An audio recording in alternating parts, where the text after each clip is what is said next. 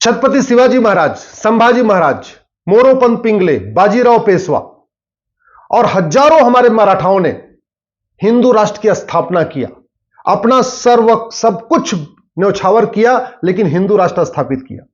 और महाराष्ट्र हिंदू राष्ट्र का मुख्य केंद्र था। दुर्भाग्यवश आज उसी महाराष्ट्र की डेमोग्राफी बहुत तेजी के साथ बदल रही है। महाराष्ट्र में इस समय 36 जिले हैं और 36 के 36 जिलों में बहुत तेजी के साथ डेमोग्राफी बदल रही है।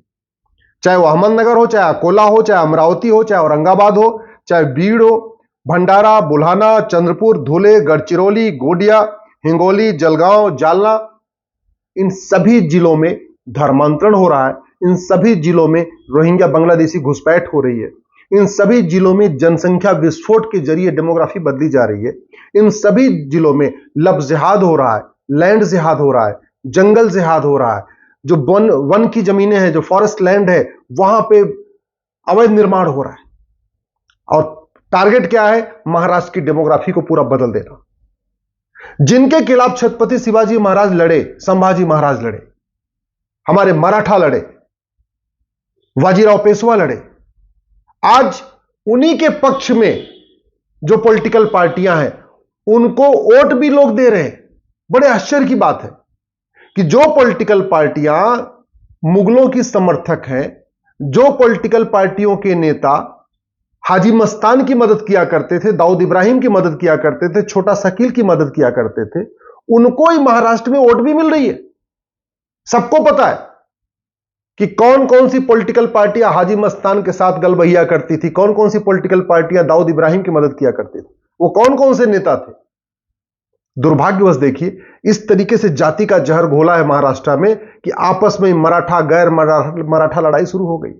आपस में ही मराठों को लड़ा रहे हैं। शिंदे, पवार, देशमुख, पाटिल, चौहान, इनको गैर लोगों से लड़ाने की कोशिश हो रही है। जाति का जहर ऐसा घोला गया है कि वोट बट जाए, और वोट बटने का फायदा किसको होगा? सबको पता है। कोल्हापुर की डेमोग्राफी बदल गई है, लातूर की डेमोग्राफी बदल गई है, मुंबई की डेमोग्राफी तो बहुत तेजी के साथ बदली है। आप जाके देख लीजिए, चाहे एयरपोर्ट के आसपास जो धारावी झुग्गी में चले जाइए, देख लीजिए, आपको सिचुएशन आपको क्लियर हो जाएगा क्या सिचुएशन है इस समय मुंबई की। आपके नागपुर की डेमोग्राफी बदल रही है, नांदेड़ की डेमोग्राफी बदल रही है, नासिक की डेमोग्राफी बदल रही है, आपके पालघर की डेमोग्राफी बदल गई है। पालघर में आपको ध्यान होगा हमारे साधुओं की हत्या हुई थी।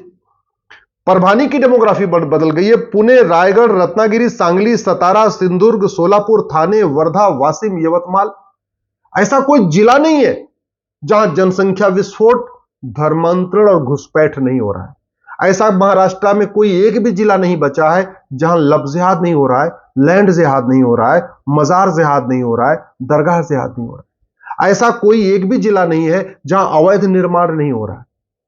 जो महाराष्ट्र का ट्राइबल एरिया, वहां तो बहुत तेजी के साथ जो जंगल है, जो वन विभाग की जमीनें हैं, वहां पे अवैध निर्माण करके कब्जा किया जा रहा है। लेकिन जो इन जिहादियों के समर्थक हैं, उन्होंने इस तरीके से जहर घोला है कि मराठा बनाम गैर मराठा कर दिया। मराठा आरक्षण की आग लगाई। वो आरक्षण की आग ऐसी फैली कि महाराष्ट्र के लोगों को, मराठों को यह भूला दिया गया कि ये मराठे एक समय में पूरे हिंदुस्तान में हिंदू राष्ट्र की स्थापना किए थे। उन मराठों को एक तरीके से, इस तरीके से उनके दिमाग में जहर घोला जा रहा है कि वो भूल जाए कि वो हिंदू भी हैं। ऐसी कोशिश की जा रही है। और ये कोशिश कौन की जा रही है? कुछ 2-3 पॉलिटिकल पार्टियों के जरिए।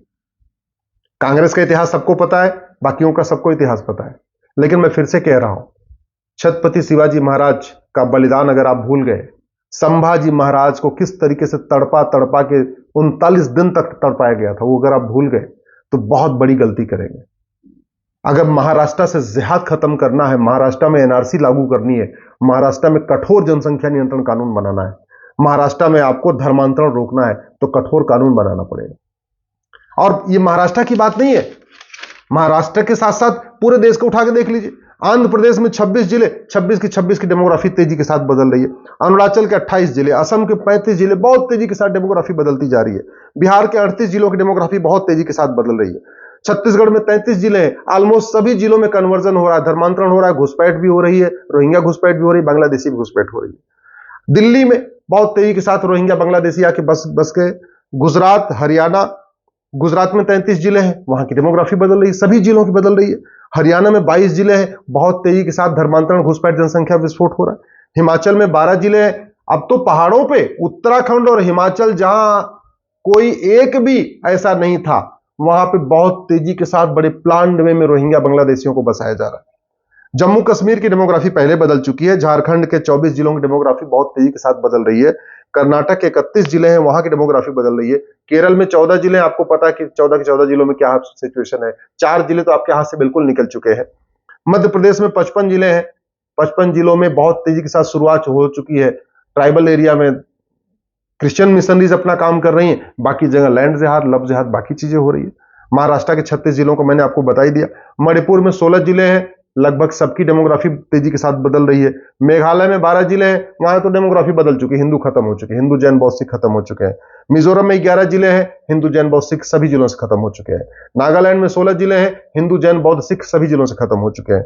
उड़ीसा में 30 जिले हैं, बहुत तेजी के साथ क्रिश्चियन कन्वर्जन भी हो रहा है, इस्लामिक कन्वर्जन भी हो रहा है, रोहिंग्या बांग्लादेशी घुसपैठ भी हो रही है, जनसंख्या विस्फोट भी हो रहा है, लव जिहाद, लैंड जिहाद भी हो रहा है।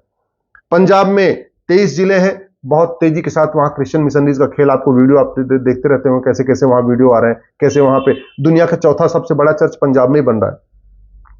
आपके राजस्थान में 50 जिले हैं, राजस्थान में भी वो काम शुरू हो चुका है। पिछले 5, इसके पहले वाली जो सरकार में, जब गहलोत की सरकार थी, सबको पता है किस तरीके से वहां पे खुली छूट मिली हुई थी अवैध निर्माण करने की, जिहाद करने की।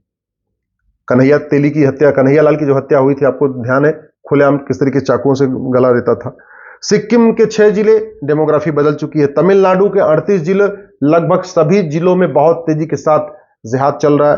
तेलंगाना में 33 जिले हैं, आपको पता है कि पिछले 10 साल में वहां तेलंगाना में क्या सिचुएशन हुई है। त्रिपुरा के 8 जिले हैं, अब जाके कंट्रोल हुआ, नहीं तो वहां बहुत तेजी के साथ रोहिंग्या बांग्लादेशी घुसपैठ चल रही थी। उत्तराखंड में 13 जिले हैं, 4 जिले एकदम डेमोग्राफी बदल चुकी है। हल्द्वानी की डेमोग्राफी बदल चुकी है, हरिद्वार की डेमोग्राफी बदल चुकी है, पौड़ी गढ़वाल की डेमोग्राफी बदलने की कोशिश हो रही है, और पूरे पहाड़ों पे आजकल आगजनी हो रही है, आपको पता ही है।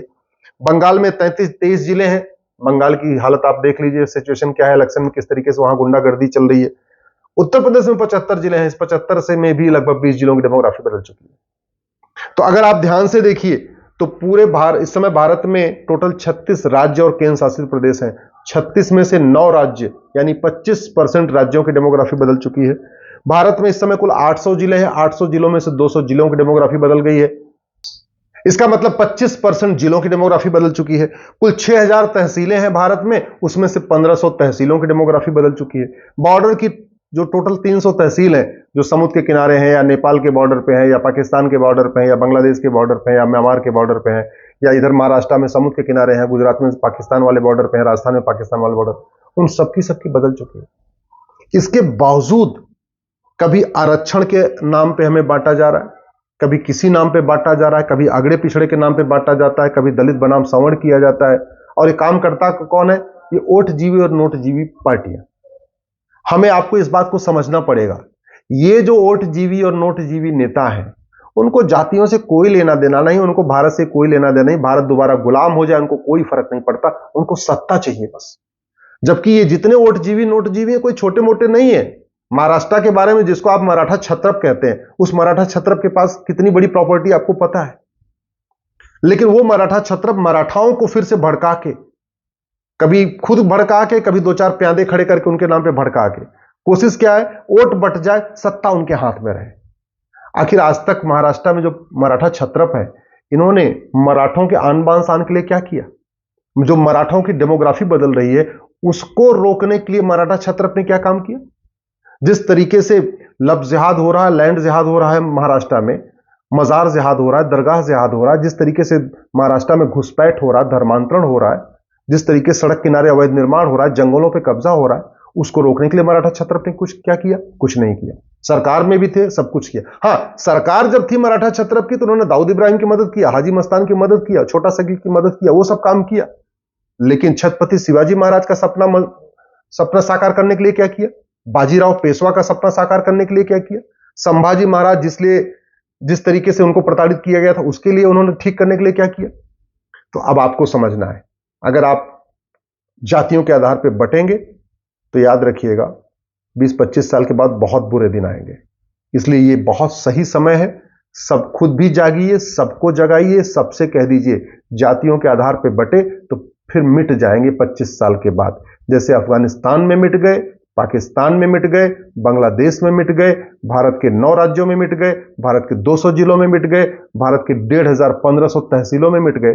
अगर अभी भी नहीं जागे, आंख नहीं खोले, एक साथ होके, एक राय होके फिर से अपने आप को मजबूत नहीं किया और जातियों में बटे रहे तो 25 साल के बाद पूरे भारत से मिट जाएंगे।